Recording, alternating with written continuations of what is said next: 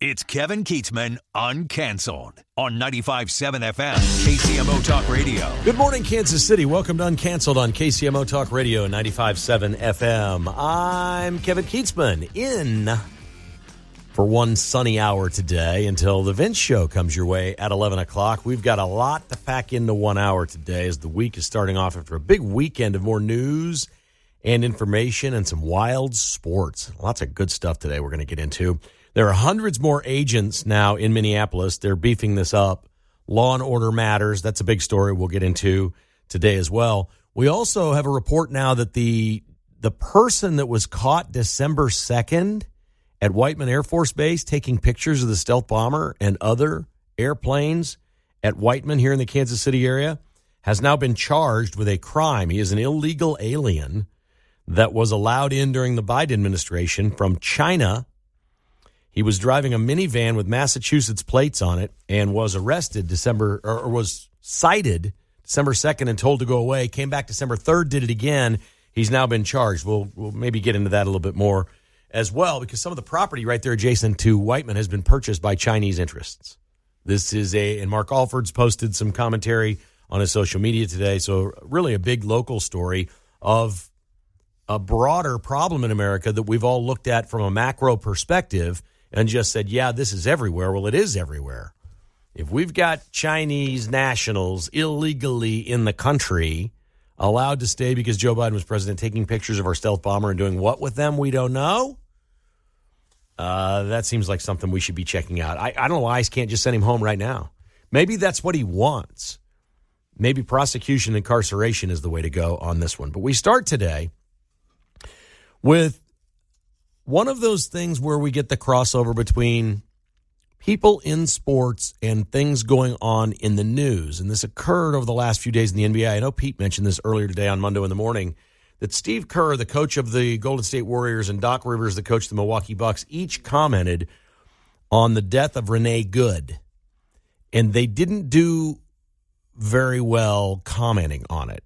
Now, I'm never going to be the guy that says Steve Kerr can't sit in front of a microphone, or Greg Popovich, or any of these NBA coaches, Doc Rivers, and say whatever they want politically. I don't care what they say. That's free speech. What I can't tolerate really is when they're just completely and utterly uninformed and don't know what took place. The context of these comments and me starting the show with them today is that sports is not the real world. And over the next few minutes, I'm going to try to prove that point to you. That by and large, yeah, I'm just a radio boy here saying whatever it is that I say, but I live in a real world, okay? I mean, we're out here fighting the good fight, working, trying to raise kids, you know. People in sports are completely insulated and protected. If you've ever heard the term living in a bubble, that's people at the top of, we're talking about the people at the top of sports. I'm not talking about somebody on the practice squad, okay? We're talking about a head coach that's won, these guys have won championships. They're Hall of Fame caliber coaches. They make millions and millions and millions of dollars a year, and they never see the real world. They may have grown up in it, but they've forgotten it. And it's proven in a lot of the things that they say. Steve Kerr of the Warriors, their coach, called what happened shameful and then said agents, plural, commit murder. Agents. Like, well, this happens every day. It happens all the time. Agents, these officers commit murder, and that the government lies about it. Well, you can disagree with the laws, but the government hasn't lied. The laws are clearly going to be in favor of this officer. He was literally standing his ground against a vehicle when the vehicle hit him and he drew his weapon. So these folks don't know. They don't want to know. They just want to bash anything that they can pile on and hit Trump with, or the Trump administration. Doc Rivers, the coach of the Bucks, said that she was murdered on her way home. Well, that's interesting. I hadn't heard that she was on her way home. It appeared that she was moving down the street to blockade some more and allow her wife to catch up with her so they could keep hassling agents. We have a new 4-minute video that shows the complete insanity of these two trying to draw the attention and the ire of the agents by honking their horn, dancing in their car, flashing lights, doing all this different stuff in the street to get the attention of the agents. Like, it's not enough that I'm just going to be down here blocking traffic. I want you to come see me. Come see me. My wife is filming me. Honk, honk, honk, honk, honk. Like a scream for attention. So the issue that I have with the people in sports that are obviously taking the side of ill-informed liberals is that they don't live in this real world. These people, let me give you an example. If Steve Kerr and the Warriors finish a game, they take their shower, and they get on a bus and they're going to the airport to start a road trip, they get a police escort. They literally think police officers are designed to escort them to the airport. Now, why do sports teams who sometimes travel in 2 big buses, maybe 3, football teams need several, why do they get police escorts? Well, they pay for it. They ask for it. They pay for it. Usually it's off-duty officers, and there's a fee, and it comes along with that. Why do they do that? Well, they're entitled. They think they're the Trump motorcade. I'm not saying anything negative about the Kansas City Chiefs. We'll use an example. We're the Kansas City Chiefs. We're special. We need a motorcade. We're not stopping at any lights. We're going to the airport. We're big. We're important. We got to go. Do you not understand? We are a freaking sports team. We need the cops to help us get to our private jet. They operate their businesses with what? Dozens, if not hundreds, of off-duty police officers that they pay. Why? Well, we want to keep order around large crowds. We got big crowds here at these NBA games, NFL games, Major League Baseball games. We need officers everywhere. Yeah, that's what they do. That's what they think they're for. They think the police are for hire just for them, not for the rest of people. This is unbelievable. The operation that's taking place in Minnesota is strict, basic, flat out at this point being reinforced for law and order. More agents because there are more people showing up, creating more havoc in a city that's already been burned to the ground and had all kinds of trouble. NBA teams have massive security budgets. Did you know, Steve Kerr and Doc Rivers, you do know this. I'd love to sit in a news conference and ask you a question about this. How many armed employees do the Golden State Warriors have? How many armed employees do the Milwaukee Bucks have? When you walk through the arena, when you travel, how many people that are on the payroll for your NBA team have guns tonight? It's many, let me tell you. You guys know the 2 guys that are always around Andy Reid when he goes on and off the field? You think that dude's not packing? You think the Chiefs don't have security personnel that work for them at Arrowhead with guns? They do. Everybody in sports does. Oh, but what do? We got law and order at our games. We don't care about the streets of Minneapolis or ICE agents, but oh my God, if you throw an empty plastic bottle on the court in an NBA game, we will arrest you. Don't throw trash in our arena. You go throwing trash somewhere out of the stands, we're going to grab you. And if we want, we will prosecute you. You've committed a crime, according to us. Yeah, let's go after them, not the people that are blocking ICE from executing the law. These people are so misplaced with what's important to them. Change the laws. You guys are all in one party. You got a big, bold, beautiful Democrat party. You broke laws for several years and just opened the borders and let people in.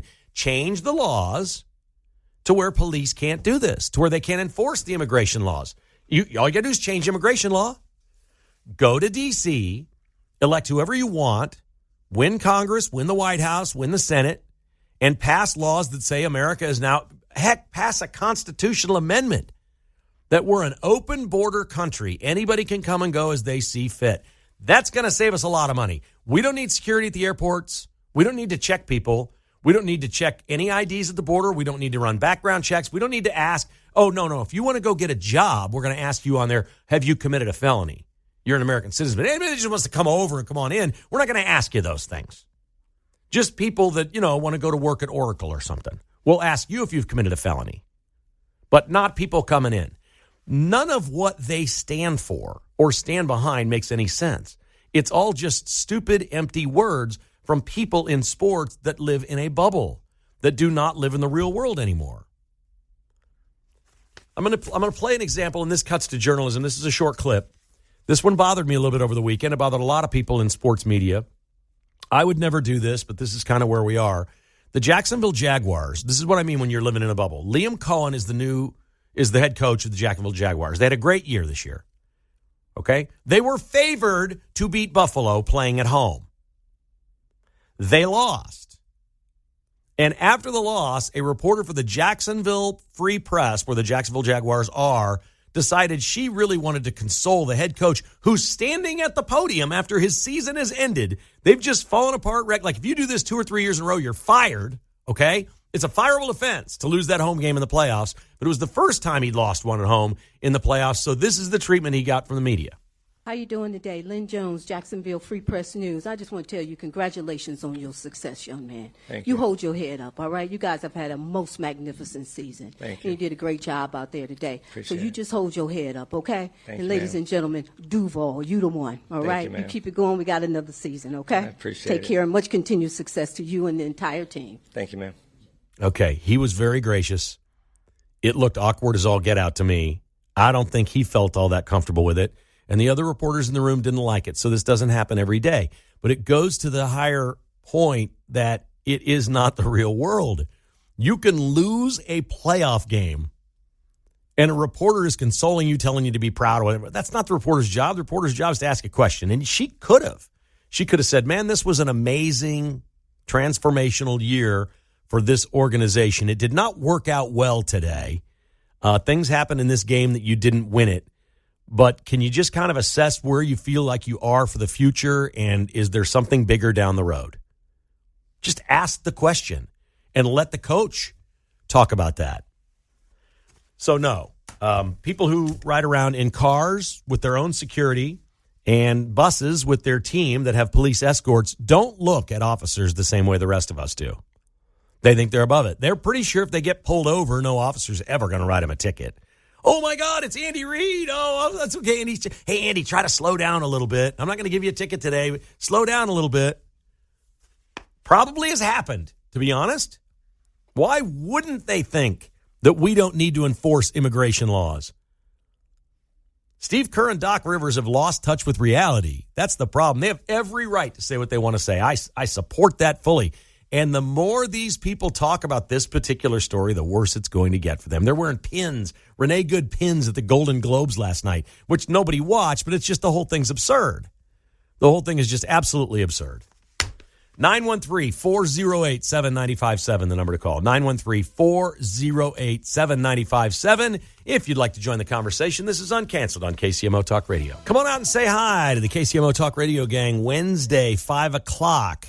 In Liberty, it's the Three Halves Brew Pub and Barbecue. I didn't know they had great barbecue. Looks fantastic on the website. They've got sliced brisket and chopped brisket. It's hard to find chopped brisket in Kansas City. Ooh, I think I know what I'm having. Three Halves Brew Pub and Barbecue, Wednesday, 5 to 7. Myself and Pete Mundo will be there.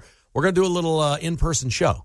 We'll have a stage set up, a couple of microphones, and some amps, maybe take some questions, and have a nice chat with everyone at Three Halves Brew Pub and Barbecue in Liberty, 110 East Kansas Street in Liberty on Wednesday, 5 o'clock. Looking forward to that. To the phones we go today, and we begin with Mark joining us from Shawnee. Hi, Mark. How are you this week? Hi, Kevin.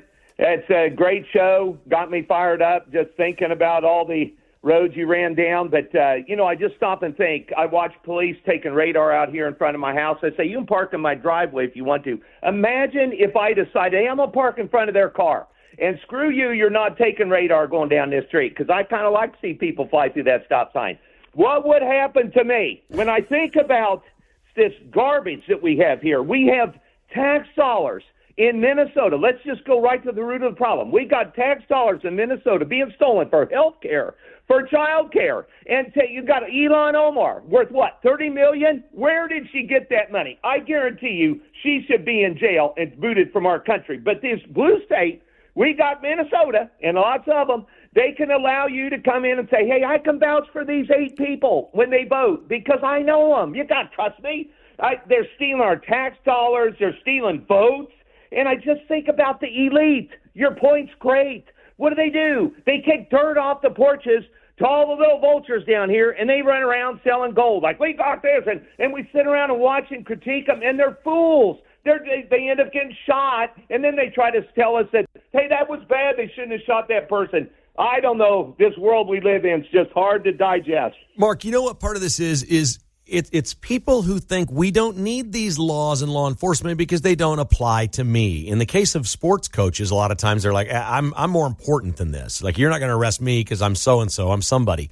But in the case of Renee Good, and I don't know this to be a fact, but I've met an awful lot of people like her and her wife that believe they're so virtuous, so good, that they have such big hearts and they think of other people so much that we don't need these laws, because I don't need these laws. These immigration laws don't apply to me. I'm an American citizen, and I'm good, and I'm hopeful for all these people, and I want to help people, and I want to do all these kind things or whatever. But we've learned they weren't really all that kind, and they weren't really that virtuous. But I think people get it in their mind that we don't need these laws and law enforcement because I'm not going to be the problem. Yet in this exact case, Renee Good and her wife were the problem. I can't say this loud enough. All right, you want to see all hell break loose, it's coming, because that wife needs to be arrested. She needs to be arrested and jailed, and they need to take that child away from her. I agree 100%. And that angle that you just said, that's exactly right. These do-gooders think that, hey, I come in here and we don't have to worry about they don't understand what's crawling around on the ground waiting to take them out. It's just sad. She was impeding the officers, and she literally gave the command to drive. Drive, baby, drive, she shouted. And the accelerator was hit. And there she went. And she also said, go get you some lunch, big boy. Yeah. Well, I guess he did. I don't know why these people think they can get away with this stuff. And the mayor now, Jacob Fries, just keeps using the word resist. Go resist, go resist, go. No, that's resisting arrest is a crime. When you use resist, resist is a word of force. Resist is not protest. Resist is not speak out. Resist is I'm physically going to resist you. All right, that's going to happen. When you do that, you're committing a crime. And these politicians are literally saying resist, which is a crime. And these people are hearing it as a dog whistle, as a call to arms, and they're going and doing it. It's probably going to get worse before it gets better. But I know this. We've got the right people in charge and enough of them. All right, I don't know that we're done with the chaos or bad things happening. But if you couldn't tell by what happened to Renee Good that you shouldn't be in one of these cities messing with ICE, I can't help you. You're too stupid to fix. I agree with that, Kevin. I don't have any more friends that think along those lines. I just don't. I can't help it. I have grandkids and kids, and we have to set the future of this country. And the way they want, you just look at Mandani. I mean, who would elect a communist, a democratic socialist to run with his ideas and values? There's a lot of stupid people in the world, Kevin. Indeed. Great call, Mark. As always, I love your passion, and I love your energy. Very good stuff. No question. I don't spend much time worrying about Mamdani. There are places, I'm pretty sure we have some conservative boobs as well, where it doesn't matter if you're the Republican on the ballot, you're just going to get elected. I think ultimately our biggest problem is the pockets that we now have in this country where there is no race. There's no election. It's just, okay, if you're in this party, you win. You know what these are. You know what these areas. If you're running for mayor in Kansas City, Missouri, you got to be a Democrat. You're not going to get elected. There's just places like that. I feel certain that there's a couple, 3 places in Kansas and Missouri where if you're running for Congress and you're a Republican, you've won. You don't need to do much. You're just going to win.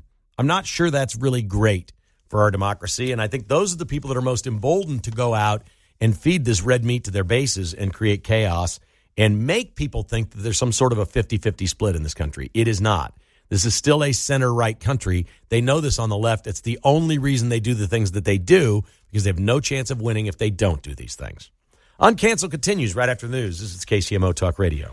We get so caught up in a big story from time to time, and this Renee Good certainly has been a very big story, and there's a local connection as she lived here in the Waldo area for a number of years, and I saw Mayor Lucas was still posting about her today. They're going to, on the left, just try to keep this story going and turn her into something that she wasn't that day. And you hate to have your life decided by or defined by your worst moment. I don't know that was her worst moment, but it was a really bad one, and it did cost her life. She had 2 kids taken away from her by court order, and we're living in Colorado, and there are reports that her wife was abusive to the kids as well. So there's all kinds of things out there that I don't want to spend a great deal of time on because there's no real point in disparaging her for what she may or may not have been in her life, but there's also not much point in trying to build her up into something that she wasn't. That's what the left does.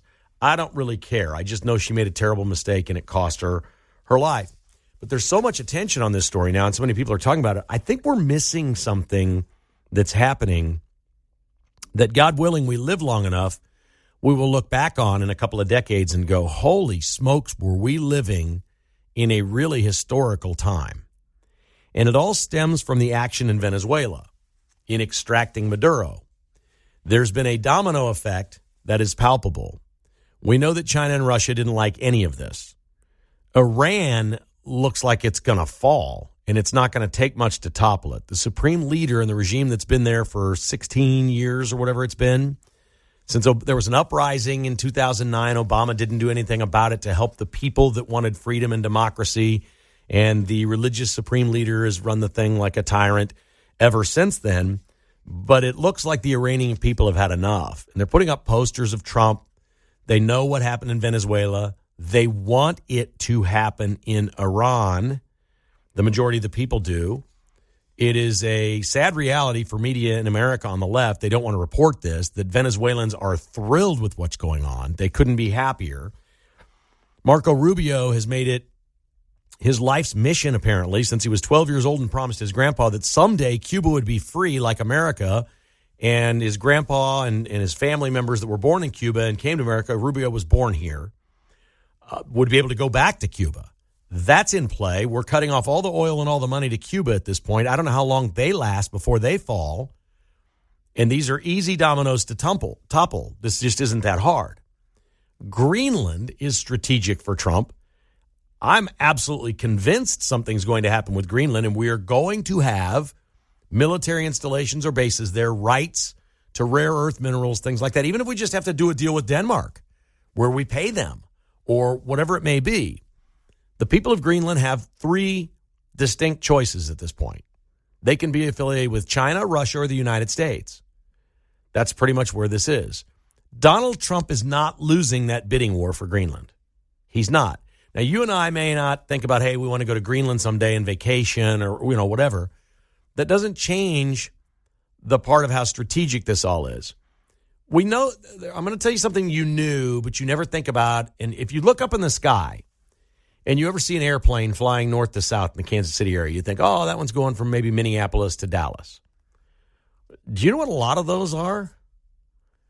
They're Qatar. They're coming from the Middle East. They fly right over the top. They don't come around the world.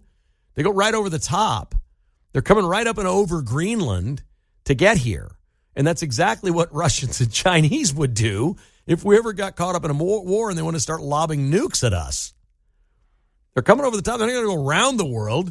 They're going to come up over the top. And that's the easiest way to explain how important Greenland is. There's a lot of airspace up there and all kinds of international flights that don't enter the United States over the Pacific Ocean or the Atlantic Ocean. They're coming right up over the North Pole like Santa Claus. And that's what Greenland's all about. And we're watching all these moving parts, and this one's different for me. It's very clear that Trump has no endless wars planned. He doesn't want to, there's no war in Venezuela. We're not going in there and overthrowing the military. We're not killing their soldiers. We got the guy out we wanted out. The government's listening. They're apparently to this point doing what we've asked them to do. Iran says they want a meeting with Trump because they're afraid he's going to do it to them. And again, what we have to do, if we can get to a point where these awful dictators realize that their exit ramp is exile and that Trump will facilitate that and get them to a country where they can live out their life in riches and not be in power anymore, but not be a threat. We're not going to come get you. Just go away wherever that is. You're going to Russia, go to China, go wherever you want to go and live in exile. And that's the end of it. We're going to start over in your country. If we could get to that place, we don't have any wars. We just have people that are at the top that don't want to die, that don't want to be extracted. If I'm the supreme leader of Iran, I'd rather die a martyr right now than be picked up by Trump and brought back to America. That's not even close. I mean, Noriega spent 30 years in prison after we got him in, what year was that, 89? He spent like 30, almost 3 decades. It was short of that, 26, 27 years. But parts of 3 decades until he died in jail. There's nothing worse for a guy like Maduro that's lived the life that he's lived and had the things that he's had to live out his life in jail.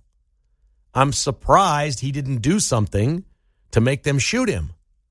Then there might have been some unrest in Venezuela. Some people think he's a martyr. Oh, we want to stand with him. You have no right to come kill our guy. But what they've done is like, we're just extracting him. We're going to put him on trial. They're like, oh, okay, that seems fair. That seems good and fair to us. Why wouldn't the Ayatollah take a deal in Iran? They're collapsing economically. The people in the streets, they can't keep control of the place. It's not going to happen. Money and oil are getting cut off from Russia. It's going to be incredibly difficult for them to keep funding their war in Ukraine. All of these are pressure points that Trump's putting on people economically. And that's a beautiful thing to see.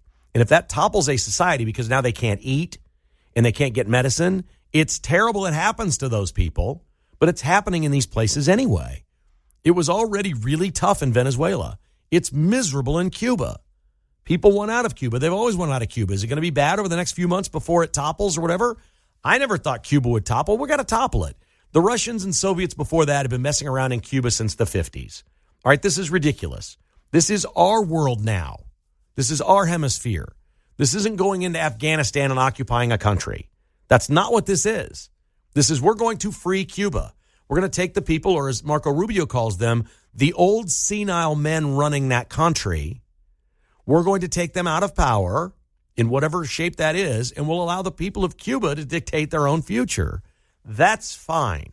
This is different. Nobody in our lifetime has tried this. And I don't think because we get so caught up in, it's great to be an American. We get caught up in the NFL playoffs and don't think about this stuff. We're truly looking at pieces on a chessboard right now, so many pieces that we've never lived in a time like this. You know, the concern in the 60s with the Cuban Missile Crisis was that we were going to have nuclear missiles lobbed at us. That played out through history. Kennedy navigated through that. Why have we just allowed Cuba to be this way? It doesn't make any sense. We've allowed the Russians to interfere there. The Chinese are involved in Venezuela. We can't allow this. This is our backyard now. This is our defense. And I'm liking Marco Rubio more and more every single day because he says things in a very plain-spoken way that anybody can understand. He was asked this weekend by reporters about the drug boats that were popping, you know, these cartel boats that were just blowing up, about the about getting Maduro out, extracting him out of his country, about having a thumb on the government of Venezuela, about possibilities with blockading Cuba. And these reporters from their European media agencies, and they're asking him questions like, what makes you think you can do this? You're breaking international law. You can't do this.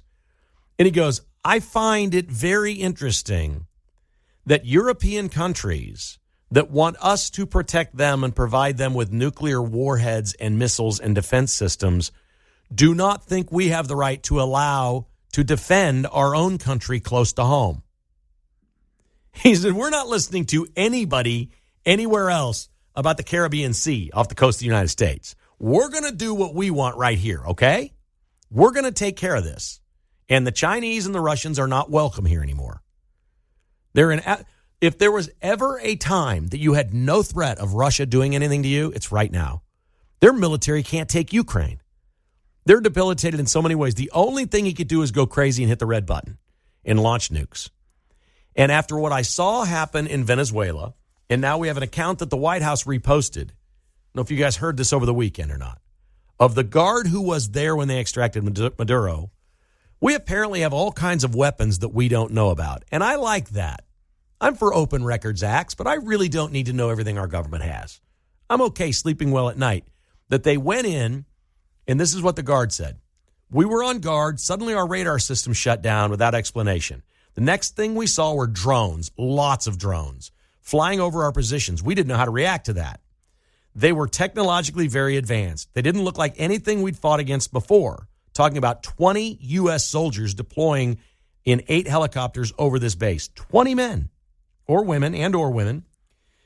We had hundreds, and we had no chance. They were shooting with such precision and speed, it felt like each shoulder was firing 300 rounds per minute.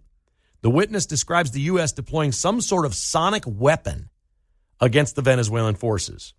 At one point, they launched something. I don't know how to describe it. It was very intense, like a sound wave. Suddenly, I felt like my head was exploding from the inside. We all started bleeding from the nose.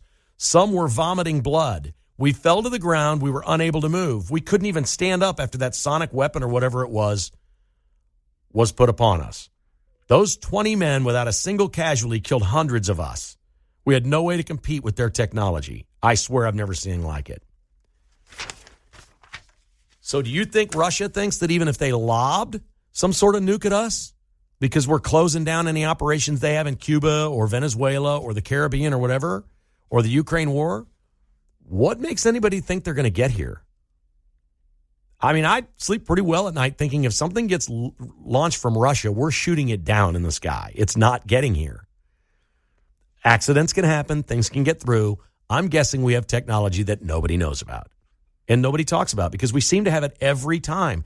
You don't, I said this when it happened. When they went and got Maduro, you don't go into a military installation like that, a fortified compound with 20 people and 8 helicopters and do what you did with no casualties. That is impossible. I said, I can't wait to find out what it was. I don't know what we got. What was the sonic wave? What was the sonic boom that makes you barf blood and have blood come out of your nose? And you're just basically crippled on the ground. It just takes you out. What on earth do we have?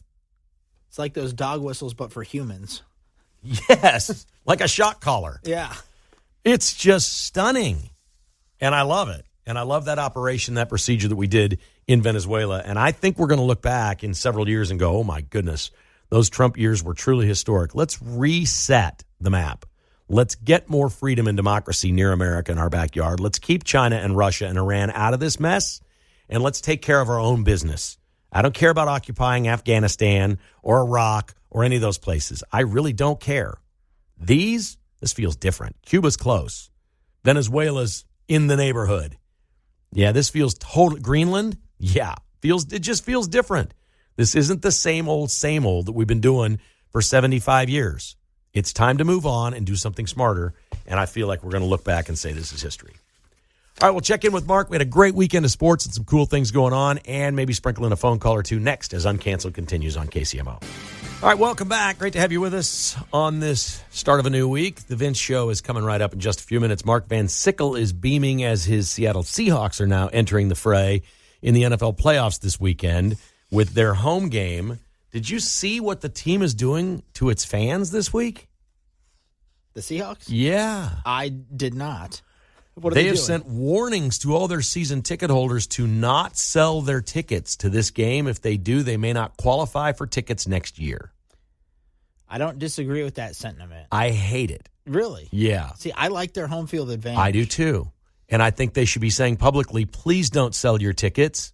We don't need, it's the Niners, right? Yep. We don't need no stinking Niner fans in here. Mm-hmm. Don't sell your tickets. But threatening them with not buying more, can you imagine you have a business and the customers of your business, the money-spending customers, you're telling them what to do with the product you're selling them. Yeah, it's a bit much. You can't do it. Yeah. That again, that's like we talked about at the start of the show. That's sports not living in the real world. Mm-hmm. Like, oh, we'll find other fans and replace you. No, that's terrible. Yeah. I'm all for, please don't sell your tickets. Let's create a situation where Seahawks fans are on other Seahawks fans for doing it. Yeah. But you don't know.